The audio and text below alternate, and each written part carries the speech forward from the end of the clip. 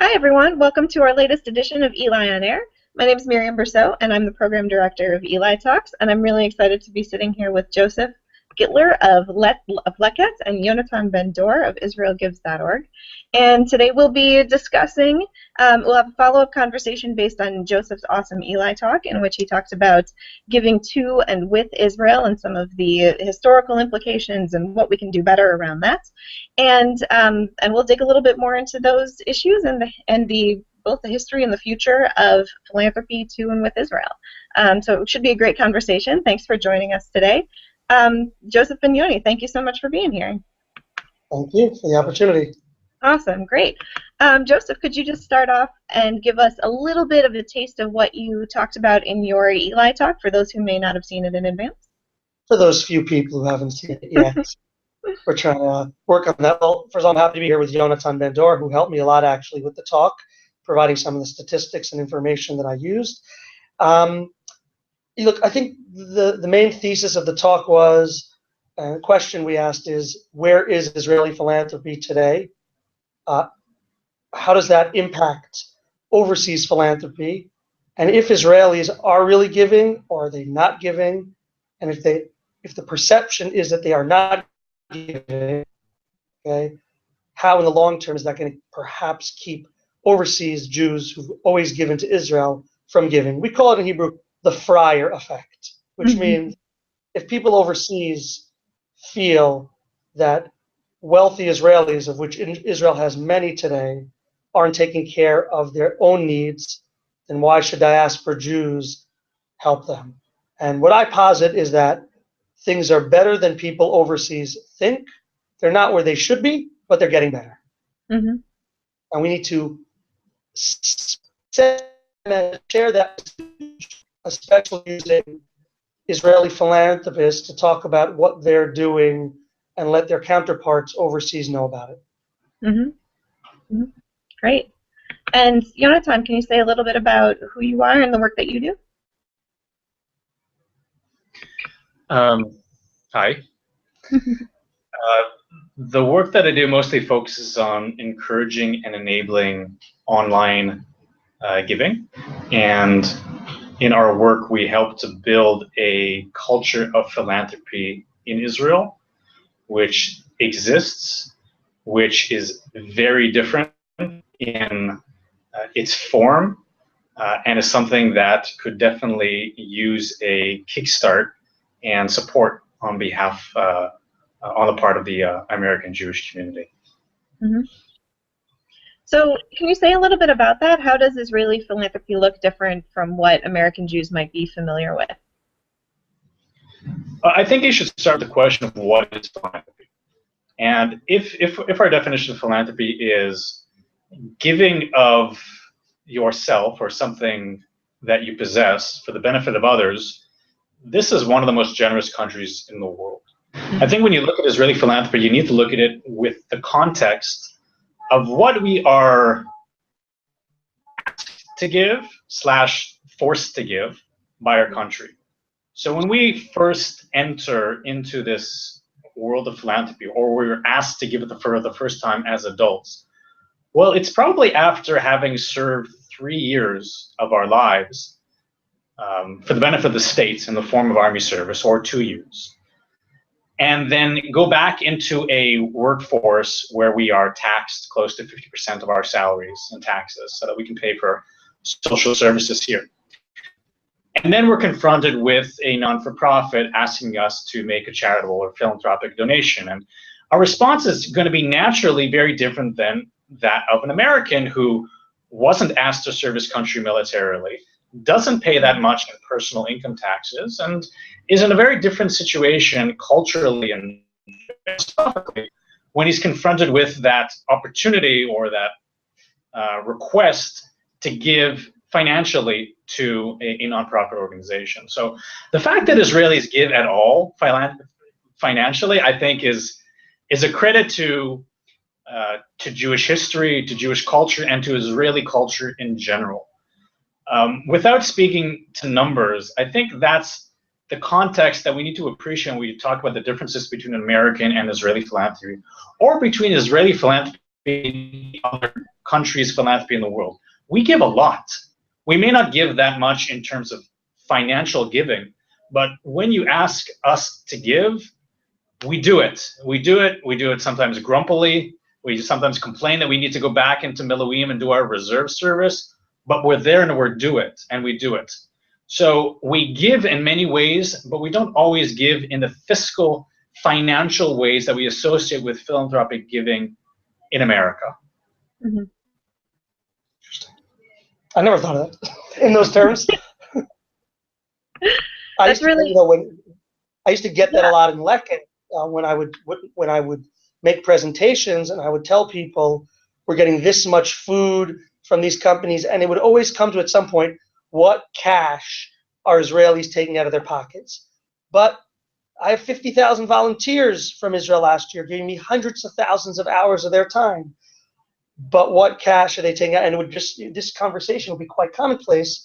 Mm-hmm. It's interesting the way Yoni brought it up. And even, look, I can tell you, even our CEO in Laket, when he first took the job, he told me, philanthropy, charity, don't even know what that is. So never heard of such a concept. He said, I served 5 years in the Israeli Navy. I've done my lifetime's worth of philanthropy. And it's something that's an interesting point that Yoni makes that isn't necessarily part of the conversation enough when people overseas give their typical ad hoc response of Israelis don't give. My whole organization in Israel is based on the fact that Israelis give. Maybe it wasn't money in the beginning. Now it's more money than it used to be. But there was always something, from caterers saying, of course, we'll give you our leftover food, to the army and whomever else it was as time has gone on. I think when people say that there isn't a culture of giving in Israel, I think they're right and they're wrong. On the one hand, there isn't a culture of voluntarily giving, but there certainly is a culture of institutional giving. We give here when we're told we need to give. You need to volunteer for the army. You need to volunteer to pay your taxes. We're asked a lot and we respond.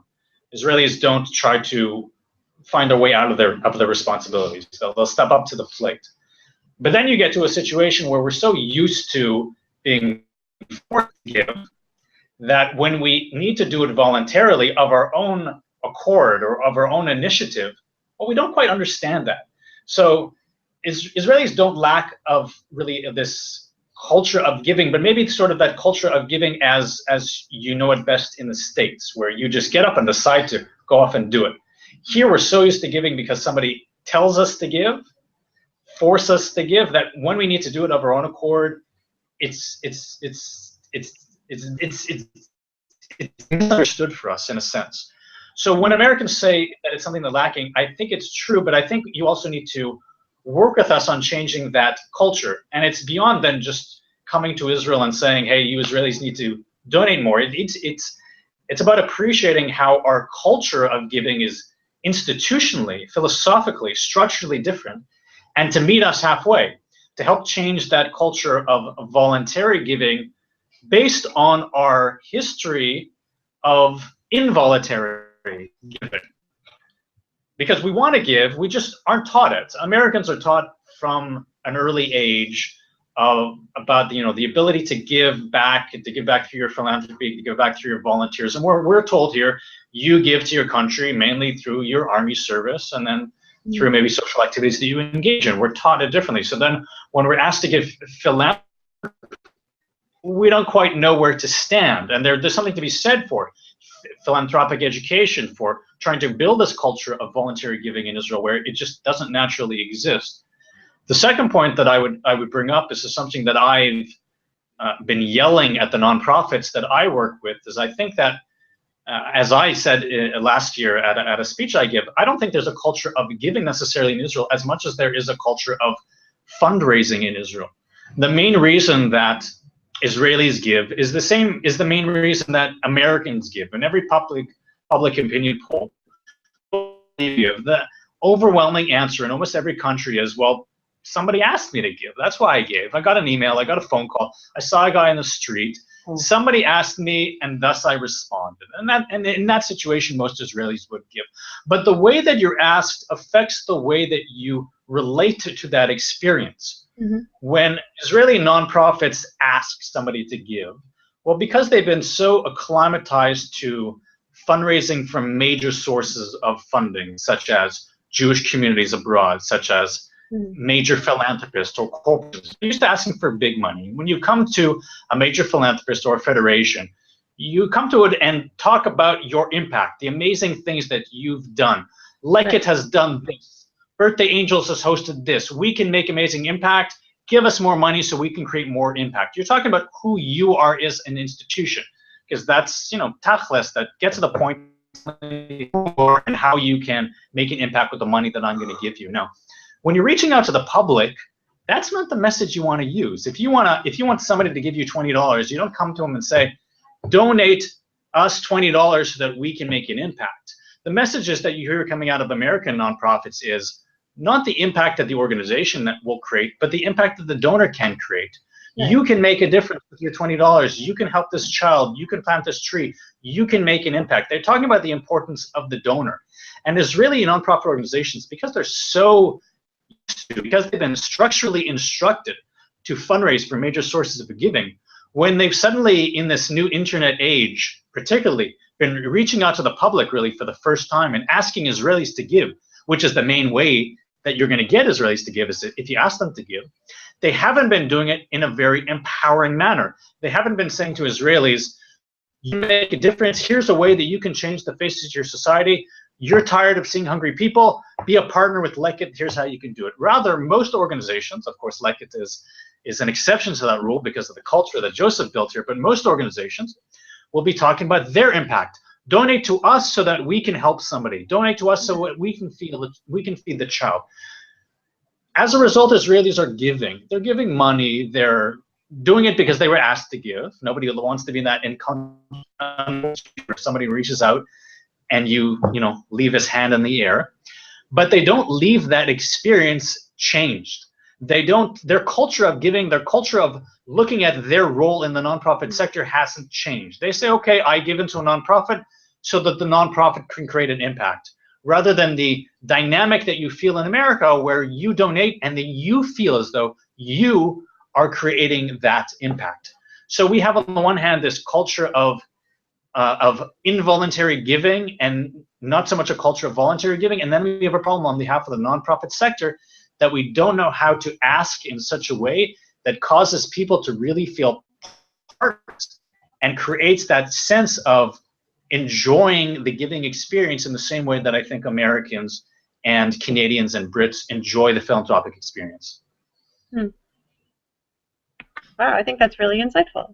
I think that's so. Joseph, part of what you seem to imply in your talk is that there's a little bit about where the efforts are directed to. I think that especially in recent months, we've seen the amazing impact that Israeli sort of chesed and charity and good works can have impact around the world when there's natural disasters, and Israelis are the first ones on the scene and in different countries and things like that. And I think that is very visible, and there's great PR for Israel happening around those kinds of events.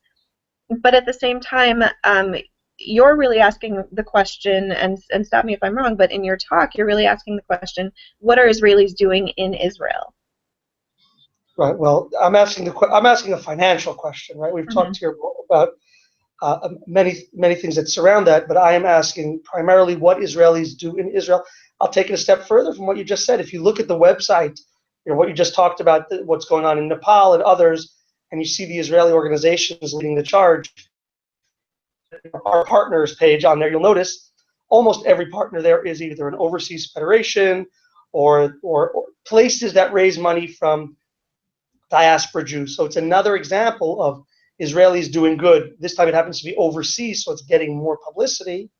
Okay, but it's just another example of Israelis doing good, but the bill being footed by overseas Jews and non-Jews also. We shouldn't forget them. And I'll give you another example. I spoke in the IDC this week to a class, and they asked me, so where's the money come from for Lekit?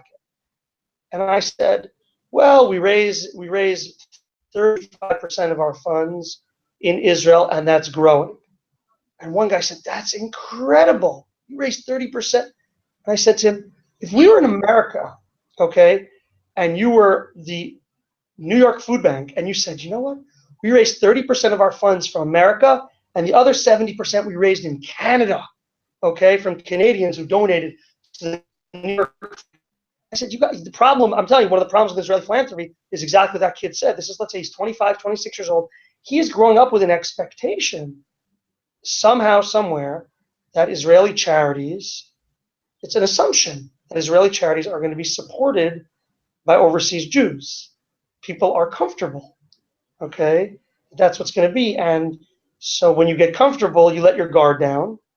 And then you don't, I think part of what Yoni was saying also is, there's been a lack of professionalism over the years as well.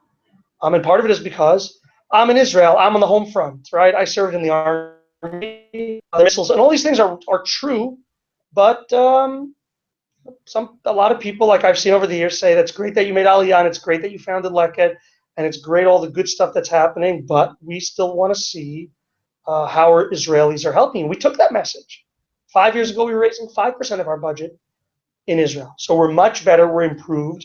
When you say 30, 35%, you get most of the pushback that I used to get, I don't hear anymore. That's good enough. It's interesting to see. So there's no expectation from anyone overseas. I may not have spoken about it in the talk, but there's no expectation from people overseas that they don't want to give. Okay, but they want to know it's a partnership. Okay, and even if it's a 100% operational partnership by the Israelis doing the operations, and it's a 70-30 or 80-20 split between overseas Jews paying for it, most people are okay with that. They're not looking. They want to see the effort in a way. They want to see the effort. They want to see that it's not an assumption that just because you have a charity that you're going to get money from overseas people. They want to see you working at it. And if you don't succeed, that's a separate. Okay, you cannot succeed raising money in America. Also, I've seen lots of Israeli charities who struck out there. But I think people want to see effort, and if your effort is rewarded, then I think the sky's the limit.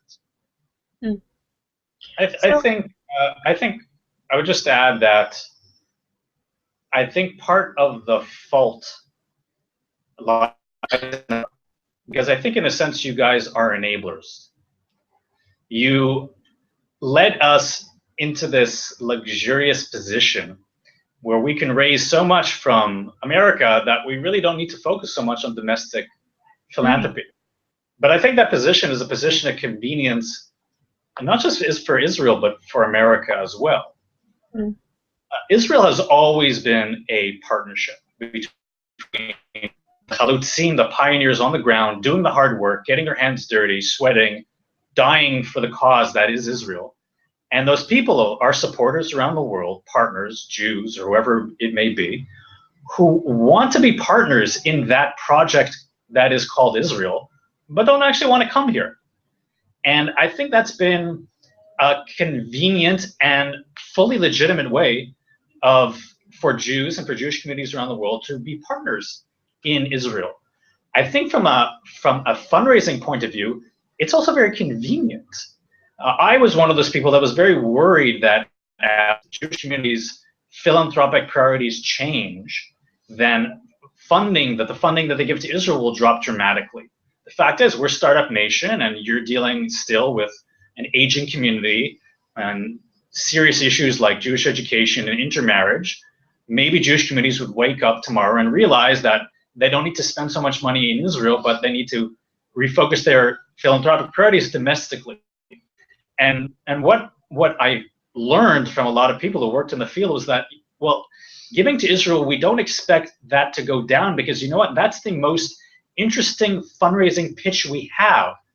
It's one thing to say, donate to the Jewish community of Cleveland so that we can create old age homes. And it's another thing to say, let's help Israel build bunkers against Hezbollah. You know what? That is just a lot more of a sexy philanthropic message.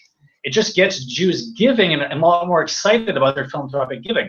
So I don't necessarily expect giving to Israel to go down, even though philanthropic priorities change, just because you need us.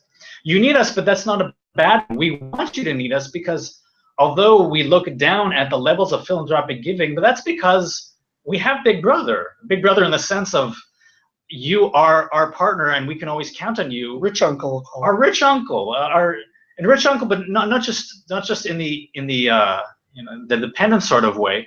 We look at you as our partner. You're the ones doing the work, getting our hands dirty, but you're the ones giving us the tools to buy those tools to plow the earth and to clothe the homeless and to feed the needy. You're giving those tools. You're being our partners. You're getting as much out of the relationships as you're giving, and it's a quid pro quo relationship. So while philanthropy may not be so high, it's a partnership that works out well for the both of us. Mm-hmm. So how does this? What does it? If this narrative were to shift the way that you're suggesting, that it was more about giving with Israel and that it were sort of acknowledging that partnership on a deeper level, what would that look like? Go ahead. What's your vision for that? My vision for philanthropy, I think Jewish communities around the world should continue to embrace their role in Israel philanthropy, not only because it's a successful strategy for fundraising within your own communities, but because I think it's important for you as Jews to continue to be partners in the project that is Israel. You have a role in that. You're not just philanthropic partners. You are giving, you are the lifeblood of the social sector of this country. 30,000 nonprofit organizations wouldn't successfully do the amazing work that they're doing without your partnership. It'd be a much smaller sector, and it'd be a much weaker sector. But there is space and there is a necessity to increase Israeli giving, not necessarily at the expense of American giving to Israel, but certainly independently, we can learn to give more. But you can't expect a culture to change just by tapping your fingers and banging it at us and saying, hey, you Israelis need to step up to the plate and give more. It's not going to work like that. You need to help us to change that culture. There needs to be philanthropy education. There needs to be more challenges. There need to be programs that encourage nonprofits to change the way that they fundraise or the way that they talk. There needs to be training. There needs to be much more capacity building if you want us to change this culture of philanthropy. Israeli government doesn't know how to change the culture of giving. It doesn't really have any strategy to do it. Israeli philanthropists or institutions don't have any strategy to do it. If you think it's so important for us to change the way that we give, and I would agree that we need to change and to increase our level of giving, well, you need to not just tell us it's important, you need to teach us how to do it properly. You need to be partners in changing the culture of giving in Israel. Is there any sense of urgency around that? I mean, like taking your example of the sort of call to help Israel out philanthropically, building bunkers against Hezbollah, like part of why that works is that sense of urgency. And so, Joseph, in your talk, you mentioned that this narrative as it stands poses a danger to the way that we understand Jewish identity, but maybe not in the next 5 years or 10 years, maybe in the next 20 or 50 or whatever it is. So do you feel like there's a sense of urgency around needing to shift this narrative? And if so, is that even necessary? It's a good question. I think that there are a lot of organizations that have cropped up in Israel over the last 10, 15 years, which focus on getting Israelis to give. So whether it's the work Yonatan does, which is more focused on small giving, to the work of other organizations focused on bigger giving, there really are. It's actually quite astounding how many different places are looking at trying to encourage more Israeli giving. I don't think most of them are doing that because they fear that philanthropy from the diaspora is at risk or that they've been pushed into it. I think that they think that philanthropy from the diaspora is a given. Go up some years, go down others. But the reason it goes up and down is more about the stock market or crises in Israel as opposed to whether Israelis are giving or not. I think that's what they're thinking. And I think they really just want to expand the pie. And they see the wealth that's been created here, and they're going to focus on that. There's all this wealth.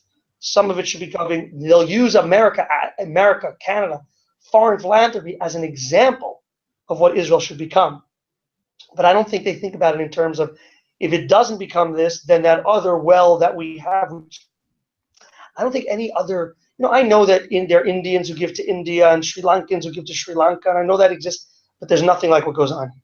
There is no country in the world that you will see where the universities, every building in the university. I mean, where you studied, where Hebrew U, Tel Aviv also, every building, like an Israeli here or there, it's like my synagogue. We once in a while let one Israeli into our synagogue in Ra'anana, but I don't think it's an important part of the typical Israelis who are thinking about philanthropy, what I was talking about. And that's why maybe what I said is completely wrong, but who knows?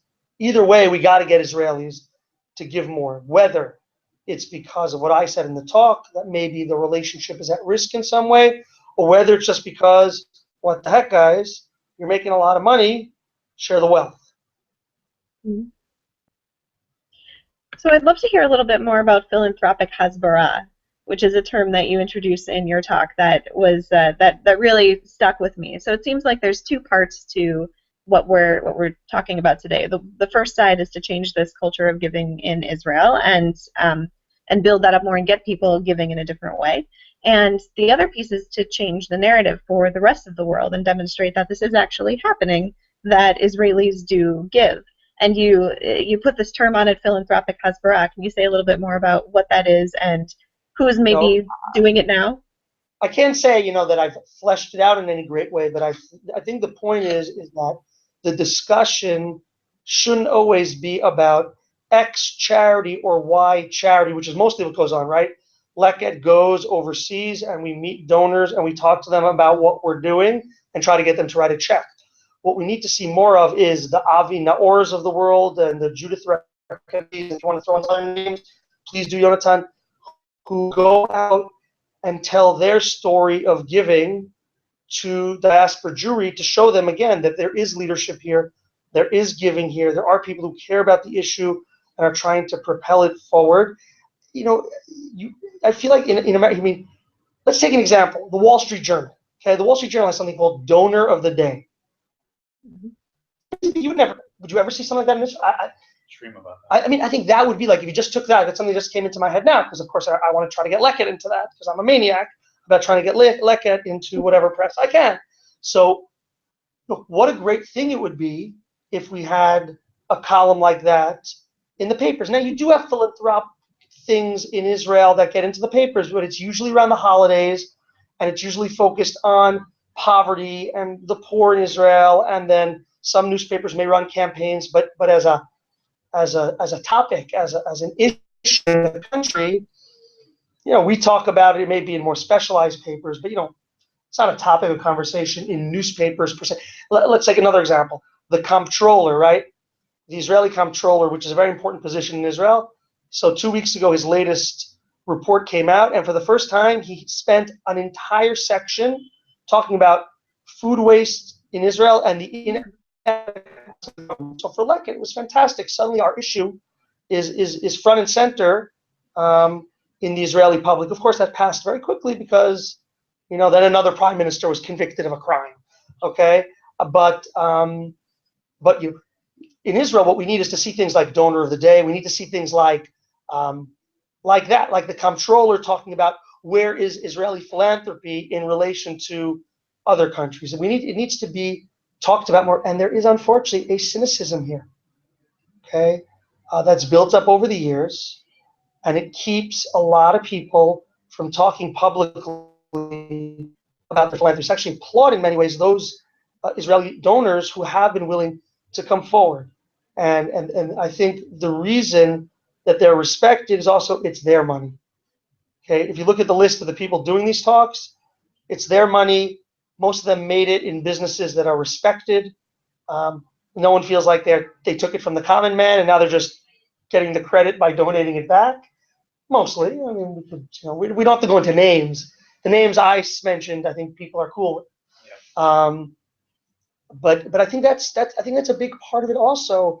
And it's, by the way, it's not just, I was thinking more in terms of outside of Israel, Hasbara, but it goes to Israel as well as we talk here. It goes to Israel as well. These things need to be talked about more in Israel. I mean, you hear things like last week, of course, it was in every newspaper in the country. The Azrieli family gave $50 million to name the Bar Ilan Medical School after the late David Azrieli. That's going to get pressed because that's just so, such an obscene amount of money. So you're going to hear about it. But we need to see a donor of the. You know what? That's all right. Yoni, you know what? We're going to go to the newspaper. We're going to make that happen. Need to buy a newspaper like Sheldon Adelson. All right. Maybe we'll talk to Sheldon Adelson. I would love to talk. So would a lot of people who want money. I think you have a challenge here in Israel is that anybody that's ever met an Israeli learns very quickly how cynical we are. We're also very doubting of other people's intentions. We're very naturally hesitant to think the best of a situation. How are they trying to screw me? That's the Israeli response to everything. So corporations in particular hesitate very much either from giving or from publicizing their giving because they fear that the Israelis' natural reaction will not be, oh, what a wonderful thing that affects the way that I think about this brand, but rather they did that just because they think that we'll feel better about the crappy prices they charge us or something like that. And that I hear from a lot of companies that we talk about, that we've talked to, just being more vocal about their philanthropic giving. Bank Hapoalim, which is probably not the most favored company in this country, is the most generous company in the country. You never know it. Its customers would never know it. Its employees would never know it. Certainly the public would never know it because the bank fears as though if they talk about it, the cynical Israeli would just say, that's my money that they stole from me that they're giving to the needy. Why don't they just give it back to me? It's not as though the phenomenon doesn't exist in America. Wells Fargo, Goldman Sachs are giving 5 to 8% of their profits while screwing small mortgage owners at the same time. And Americans and think badly about Goldman Sachs, but you also appreciate the fact that it was done at the end of the day because the profit was made. They need to decide what to do with it. So we need to challenge the Israelis and think about changing the cynical way that we think about philanthropy. We also need to, I think, just enjoy the experience. There's this part of Jewish culture that talks about the importance of matan beseter, or giving quietly, giving without taking too much enjoyment from it. I'm one of those people that thinks that giving is not just something that you do for others. Giving is something that you do for yourselves. There was a study that came out of, I think it was Johns Hopkins, when I was working here at Leckett that I told Joseph about, that said that when somebody, they get a rush of endorphins in the brain in the same way that you get a rush of endorphins when you shoot heroin. I want the Leckett's tagline to be Leckett, it's better than heroin. Yeah.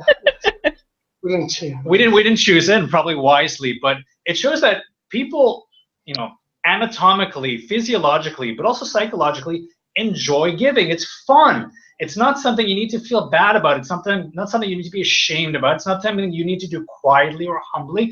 It's something you should shout at the top of your lungs because it feels great. And I think if we enjoyed giving here more, both because we saw the impact that we created, but also because we saw it as a good thing to talk about, because it encourages others, because it makes us feel good, I think it'd go a really long way just to changing the way that we give. I love it. Donor of the day, heroin. We're hitting all the hot spots here. This is great. Yeah.